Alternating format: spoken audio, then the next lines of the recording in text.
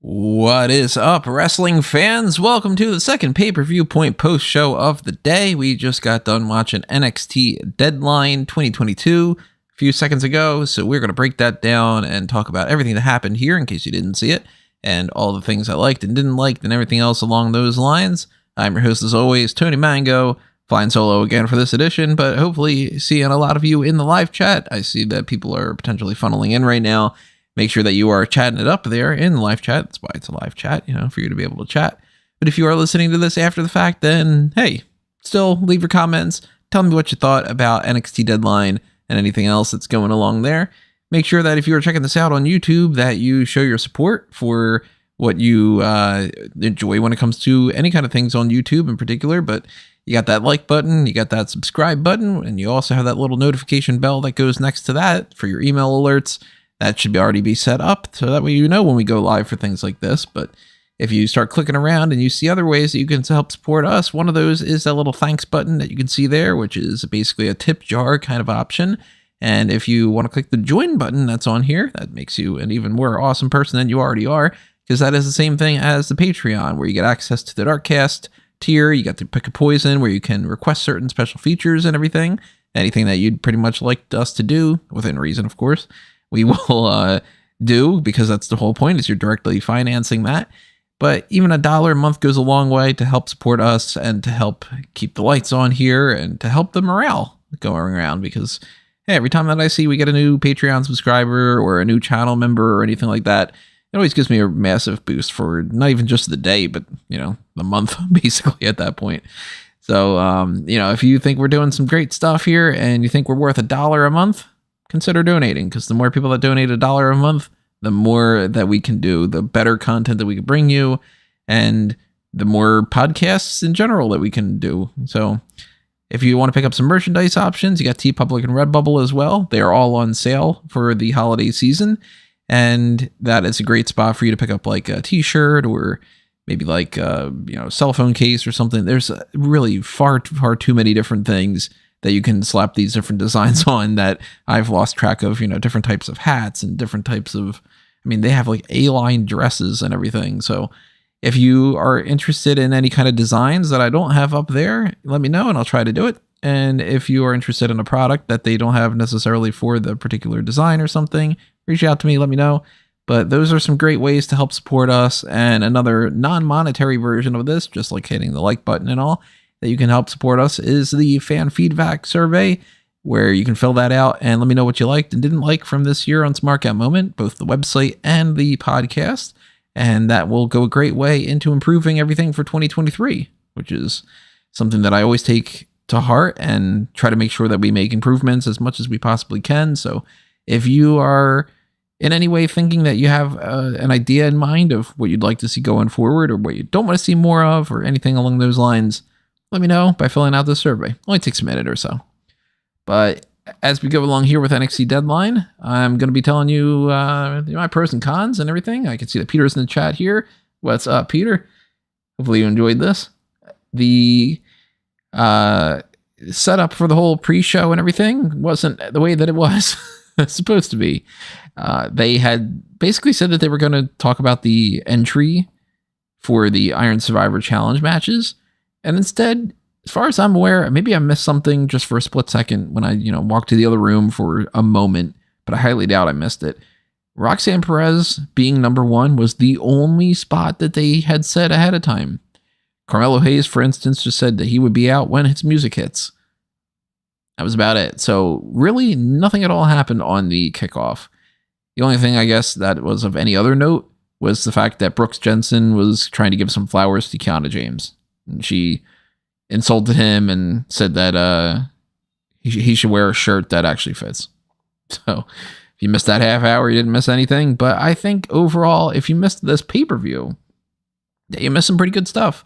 And if you checked out my ROH Final Battle review, that post-show, you'll see that I was not the biggest fan of that. I really liked the dog collar match, but for the most part, the rest of it was just sort of pointless and not really all that entertaining. But I found every match on this card, except for really one, but even that one I thought it was a little bit better than I thought it was going to be. but they were all entertaining. And I think that they all kind of had the right result for everything too. So major thumbs up pretty much all around when it comes to NXT Deadline. A much more positive post show coming your way than the hour of H1. Women's Survivor Challenge was the first one up. Roxanne Perez starts it off. Zoey Stark being number 2. And you know what? Since not too much happened here, not the same as like the Royal Rumble where I can't just break down each and every elimination and every single entrant, I think I could talk about them here. So Kiana James was entry number 3. Roxanne Perez took the first pinfall, lost to Zoey Stark. So Roxanne was in the penalty box, and she was the one that was kind of hanging around there for the most for this. Cora Jade came out number 4, took a pinfall over Kiana James. And Indi Hartwell came out after that. Hartwell scored a pin over Roxanne. Roxanne then decided to kind of step it up a notch, and she got a pin on Zoey Stark. And then she got another pin, making herself a 2-1-1, I think. It was, 2-1-1-1. Kiana James didn't score a single point.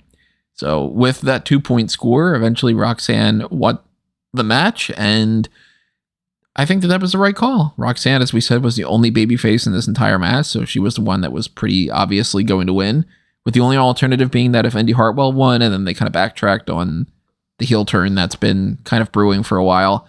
But nevertheless, Roxanne gets another title shot, and they didn't say, as far as I'm aware, when this was going to happen. But there are 2 days that it seems more than anything else that would happen, which are, we had talked about NXT Vengeance Day coming up in February, but there's also NXT New Year's Evil, which is coming up on January 10th. And this is something that was kind of interesting for me. So they later on run a little ad, and it says countdown to the new year, January 10th. I'm thinking to myself, is anybody going to tell them that that's after the new year? So you can't really count down to something that's already passed by. A little bit weird that happens on a show called Deadline, of course. So Deadline and Countdown and all that. There's a crossover there that they didn't quite settle on the right way, but the setup, I guess, is that they might do pre-tapes. I know that they're going to pre-tape next week, or this Wednesday. They're going to pre-tape the next 2 episodes of NXT, but that would mean that they would be taping for the 21st and the 20th and the 27th, not the 3rd. So maybe they actually are going to be pre-taping for the 3rd, or maybe they just are in a situation where they feel like they can't really not just do one more live show for the 3rd. I don't know. I don't like it. I think that NXT New Year's Evil should probably be on the 3rd rather than the 10th. So that's a little bit weird to me. See, Dane's in the chat. What's up, Dane? I was skeptical about the Iron Survivor match, but overall I thought it was pretty cool. Yeah, you know what? I got to give him credit. It wasn't as poorly chaotic as I would have thought. And, when we were talking about our predictions, I was thinking that this was going to be a complete mess. It was messy. I'll still say that, this wasn't the most fluid thing that they had out there, but it kind of worked better than I expected. So I'm going to give them credit for that. Maybe this is something that they can just fine tune just a little bit and maybe tweak just a minute's worth of stuff here and there and make a big difference or something. But they pulled it off pretty well. So hats off to the men and the women that were competing in this. After this, we had the Ivy Nile and Tatum Paxley interview backstage from Mackenzie Mitchell. Paxley was talking about Ivy Nile's heart. It's as big as her arms are, and they were addressing the idea that the Creed brothers were supposed to have a match against Indus Sher for this, but then they decided that, he had to get checked out, and Julius Creed ended up being medically disqualified to compete and everything. So Caden Carter and Katana Chance came out and interrupted this, but did it in a positive way rather than how normally these go. But they said that they really respect Ivy Nile and Tatum Paxley and that they are essentially ready for them to get a tag team title shot. So they followed that up a little bit later on with a little segment backstage where Gigi Dolan and JC Jane popped up and they said, the only reason that you are willing to give Ivy Nile and Tatum Paxley a title shot is because you know that you could beat them, and you won't give us a title shot because you know that we'll beat you, which led to Nile and Paxley attacking them. So it seems like they are setting up potentially a triple threat for either New Year's Evil or for Vengeance Day. Maybe they'll do like Niall and Paxley get the New Year's Evil match, and that leads in some kind of like DQ or something, or no contest, and then they end up doing the triple threat. I got a feeling that's probably where we're going, but I don't know if they can really milk a full 2.5 months out of this, or 3 months, or however long it might be. So there's a match between, oh yeah, Peter just says now, there is a match between Ivy Nile and Tatum Paxley against Gigi Dolan and JC Jane, which could be basically like a number one contender setup and all. So maybe that's how they do it. Maybe they just have like a no contest ending there or something, but there's ways for them to milk it, and there's ways for them to stretch it out. You know, I'm not the biggest fan of that, so I would be more than okay with them just doing a triple threat at New Year's Evil and just calling it a day. But I guess we'll figure it out on Tuesday, and then probably on Wednesday when we get all the follow-up tapings, and we'll see where their direction is heading for that. But overall, I mean, look, you don't have a whole lot of tag teams to go with, so I guess you're going to keep repeating a lot of them. Now, I was not the biggest fan of Alba Fyre versus Isla Dawn, but I will say that they had a better match than I was kind of anticipating, and I'll give them a little bit of credit for that. The match was pretty generic up until the end, I would say, but I liked the ending. It was something different. So what happened here, for anybody that missed it, was Isla Dawn ended up grabbing the referee's leg, and somehow in this time frame of just grabbing the referee's leg for the tiniest bit, she put like some kind of spell on him, and she hexed him with like, I don't know, some messed up insides. She's pulling a Papa Shango essentially, but he was not bouncing around the same way that Ultimate Warrior was. Instead, he kind of collapsed into the corner, started convulsing and spitting out this like black goo type stuff.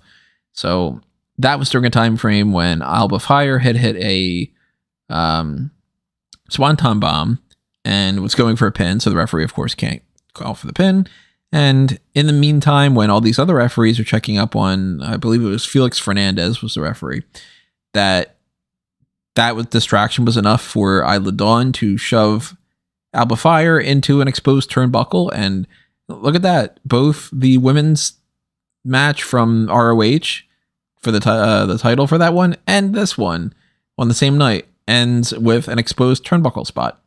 It's kind of interesting that would end up being the case, but Fyre loses by way of witchcraft and an exposed turnbuckle, so she doesn't look weak, but she still loses, which bumps up Isla Dawn, and it gives her some kind of interesting character trait. So I'm okay with that. I still don't think that this necessarily needed to be on the card, and I mean, for NXT Deadline to have 5 matches, it was a lot easier to get through this than it was to get through ROH Final Battle. And nowhere near as egregious of a problem when it comes to just having one match that probably shouldn't be on the card versus about like 7 or 8 for the other one. But I will say that despite the fact that this necessarily didn't need to be on the card, they did enough that made me go, okay, well, I don't really hate it. You take what you can when it comes to that, right? After that was arguably my favorite part of the night. Pretty Deadly against The New Day for the NXT Tag Team Championship. This was just a lot of fun. Booker T, for some reason, was very anti-New Day. I don't know why. But they were super over with the crowd, who started even chanting, "We want side plates" at some point. They had a twerk off between Kofi Kingston and Elton Prince. That was one of Caroline's favorite moments of the entire 2 pay-per-views.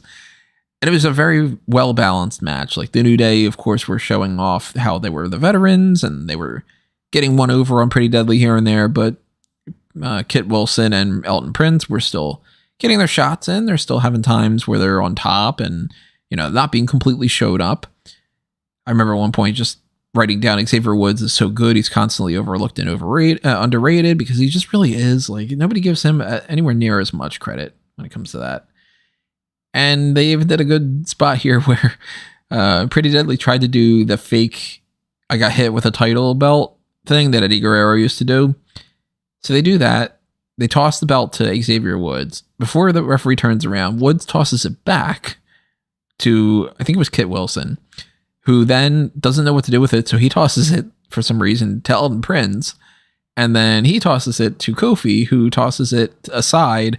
And all 4 of them end up laying down. So somehow they all got hit, and the referee doesn't know what the hell to do, which I thought was really funny. And after some distractions and everything like that, they end up having a nice double team, and the New Day managed to come out on top, and you have new tag team champions for NXT, the New Day, which means, number one, they are the second and only tag teams outside of the Revival to win the Triple Crown of the tag team division. They are former Raw, SmackDown, and now NXT tag team champions, which is awesome. But also, there's a new record for Kofi Kingston, 15-time tag team champion. That's crazy. Hats off to Kofi Kingston for that. Well deserved too. So I thought that this was great. Not only the segment was great, the end of the match was fun. Everything that went along with this is just awesome. And I'm a big fan of them popping up in NXT going forward for a little bit. Oh, Chad Gable's also a Triple Crown. That's right. Yeah, I forgot about that. He didn't win the Triple Crown as part of the same team, but he did win the Triple Crown because he was Alpha Academy, and then, or no, he was, oh God, what did they used to call him? American Alpha with Jason Jordan. And then he's got the Raw Tag Team titles as part of Alpha Academy with Otis. And then the SmackDown was American Alpha as well, right? Is that how it went? I don't remember for sure for the SmackDown titles. I think it was American Alpha. He didn't win them with Otis. So either he won them with somebody else or he won them with Jason Jordan. But I love the Chad Gable stuff too. Yeah. Thank you. Where do we go from here? We went to the Countdown of New Year thing. We had a backstage segment with Chance and all, and we talked about that already. So let's talk about the men's Iron Survivor Challenge match. Entry number 1 was JD McDonagh, or as Booker T referred to him, JD McDonagh, the number 1 stunner. Second up was Axiom, who can't fucking crunch a number for his life, because despite the fact that he's supposed to know all this kind of stuff, he doesn't realize that he's got to actually score some pinfalls. Dude, the entire match would get on top and then just kind of sit there and do nothing. Never been a big fan of this Axiom character. I think that putting a kid in a different gimmick makes sense, and I think that giving him a mask is something that's cool and interesting, but this whole I'm really good with numbers bullshit is really lame. So Carmelo Hayes was number 3. Hayes gets a pinfall on Axiom. Grayson Waller comes up as entry number 4 and immediately scores 2 quick pins on Axiom and McDonagh. I like that. I like him just coming in, getting those quick pins and being like, you know what? All right, I'm already on top. Joe Gacy comes out. He gets a pin over Axiom. I like the little spot where Axiom gets attacked by McDonagh and Waller before he even gets into the penalty box because they're just mad that, Axiom had gotten the pin on both Waller and McDonagh at that point. So they bounce around a little bit here and there. Hayes gets a pin on Gacy. That gets following up a little bit. We end up eventually with 2 for Axiom, 2 for Gacy, 2 for Waller, 1 for Hayes, 0 for McDonagh. But then Waller taps out, giving Hayes his second point. And they're all scrambling around, with JD McDonagh in particular trying to get his first point, which leads to no points still coming into his, but he gets to eat a quadruple super kick. Fun little spot. And at the very tail end of this match, Waller is able to pull Hayes away from Axiom and essentially steal his pinfall to get the 3rd point and then stall for about another 20 seconds or so, I think is what it was. So Waller gets the win with 3 points, and he is going to be your next number 1 contender, which I think is, it had to be either him or Hayes. And given the 2, I think that Hayes might potentially be the one that ends up fighting Breaker at either, maybe Vengeance Day if they wait too long for this, but I'm thinking that Stand and Deliver is going to be probably when that happens. So I thought it was a great match, a lot of fun. And as I said before, the Iron Survivor thing worked out better than I expected. So maybe this can be a thing every year. I don't know. We had another backstage segment with Drew Gulak. He was talking about why he was out for that Charlie Dempsey match on Tuesday. And he essentially said, look, I'm kind of a failure with what I wanted to do with my career, and I need to kind of get myself back into the mix, and I'm ready to grind. And if I'm going to work with people that I can give something to and they can give something back to me, then that's good. So NXT is a good spot for that. And Damon Kemp interrupted to basically just say, watch my match on Tuesday. So I guess they're going to start potentially a feud between those two instead of maybe Dempsey and Gulak. But maybe Dempsey comes out and watches Gulak's match or something. I don't know. We might get a tag team out of this. We might get some feuds where it's Gulak against those two or something. But I'm interested in Gulak being a part of NXT. So I like Gulak versus Kemp. I like the idea of Gulak versus Dempsey. I like Gulak teaming with either of them. Whatever direction that they go, I think we're going to end up enjoying it. Let's see what Peter says here in the chat. I don't watch NXT outside of the premium live events. I saw Jade McDonagh and thought that was Morbius. We had our final match of the night, though, with the NXT Championship between Apollo Crews challenging Bron Breakker, which was another good match that was basically back and forth equals. And, you know, they would do a power move. The other one would do a power move. There was a lot of reversals, a lot of like feats of strength and trying to one-up the other person with the exact same thing, because they had said before, I mean, each one has power, each one has speed. So they did a great job of balancing out this, I think. It ended up being a really good back and forth. And there was a good section there where it was, reversals of like a bulldog and then a power slam into a DDT, then a choke slam, then a power slam and all that. Good little segment back and forth. Crowd eventually chanting, "This is awesome." And eventually it ends with Breakker getting a pin with a spear and retaining the championship, as he should, in my mind. I didn't think that Apollo Crews necessarily should have been the next champion, especially not right now. But that ends the show outside of Grayson Waller coming out and just laying out the champion Bron Breakker with his finisher and just kind of posing with the championship just to do one of those things of, hey, I'm number one contender and I'm going to end up winning this title and everything. So I think that was a solid show with a couple good matches on there, a really nice title change with the New Day. I think that's something that's a positive for sure. And even though we were still missing the North American title match, which I still think probably should have been on this, and we were still missing, nothing from the women's championship, nothing from the women's tag team championship outside of those backstage segments. And we could have gotten some of those other feuds kind of maybe in the mix instead of like Alba Fyre versus Isla Dawn. I think that they had something here with that Iron Survivor challenge that was enough to make it feel a little bit special. So going forward, maybe Deadline keeps it, maybe it doesn't, but we've got at least 2 number 1 contenders. We got new tag team champions. Bron Breakker looks stronger than ever, and Isla Dawn's got an interesting enough extra little character trait. So thumbs up.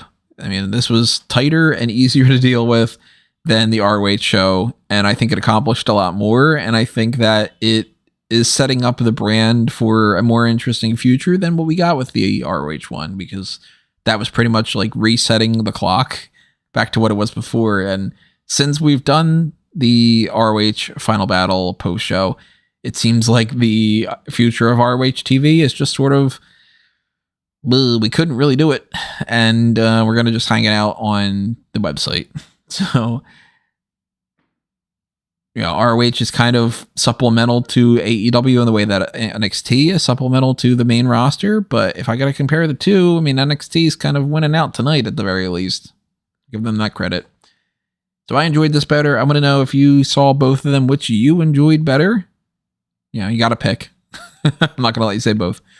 But what did you like? What did you dislike about NXT Deadline? What do you think is going to be happening in the future for these championships? Do you think Waller's going to win? Do you think Roxanne's going to win? Who's going to beat the New Day? I think it's India's share. Probably at that January India show, which they still haven't announced yet. So I don't know. Countdown to the India show. Peter saying that NXT was better off. I agree, Peter. And also tell us what you thought about everything that's going to be coming up forward when it comes to the next things that are happening with the mock draft follow-up that we've got coming up next week. We did the mock draft of the Survivor Series stuff. So, if you're like thinking that you might know what fantasy booking cards that we've got in mind, be like, hey, I think you're probably going to end up booking this against that or whatever. Let me know that because I'm curious. But we already recorded that in advance, and we've got that coming out on Wednesday. And later on this week, we're going to be recording the end of the year awards for AEW and WWE. So we're going to knock that out and then be scheduling that to pop up over the 20. I don't know exactly when I'm going to post them, but I'll probably post one on like the 21st or so. And I might just, kind of go along with it. Maybe I'll post one on the 21st. Maybe I'll post one on the 23rd. Maybe on like the 26th. I don't really know how exactly I'm going to do that, but we're going to play around with it a little bit here and there. We might even just post them all the week that we, after we record them. We might record them on like Tuesday the 13th through Friday the 16th, and maybe just kind of knock them all out for that week or something. I don't know.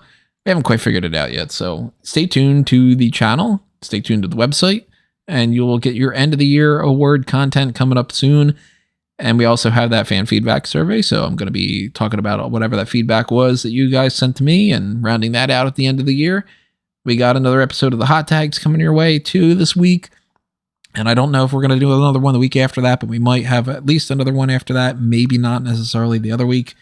Kind of still a little bit kind of question marks about, what the opportunity is that I can do those kind of recordings. Definitely not one on Friday, the 23rd, if I'm the only one that's going to be doing it. These, Rob and Callum might be able to knock something out or something. I'm not entirely sure. I'm not going to volunteer them to do something, but if they feel like doing it, then they might pop up with another one of those. In any matter, we've got some more things coming your way. So if you want to show your support, hit up that Patreon, hit that join button on there, click the little thanks button, hit the like button on here, and let me know too in the comments below. And that's no more pay-per-view stuff for the rest of the year. That's it. Wow. Okay. We're totally done with that. But you never know what's coming up next. Royal Rumble is right around the corner. We're going to start getting into all that stuff too. So plenty pay-per-view points coming your way within the next month. So anyway, that rounds us out for that. I want to thank you for listening to this. I want to thank you for following all the stuff at Smark Out Moment and for going to amangotree.com and checking out all the links that are there, following my LinkedIn, my Letterboxd, whatever it might be, my Twitter, my Facebook, fanboysanonymous.com as well for everything that's happening over on the geek culture spectrum. And, hopefully you had a good NXT Deadline and ROH Final Battle, everybody. But that is it for me. Again, thank you to Peter and Dane in the live chat. Thank you for everybody listening to this after the fact. Adios for now, though. It's time for me to write up some more articles about the same things that I just watched. Anyway, see you later, everybody. This has been another Smark Out Moment, and I'm being counted out.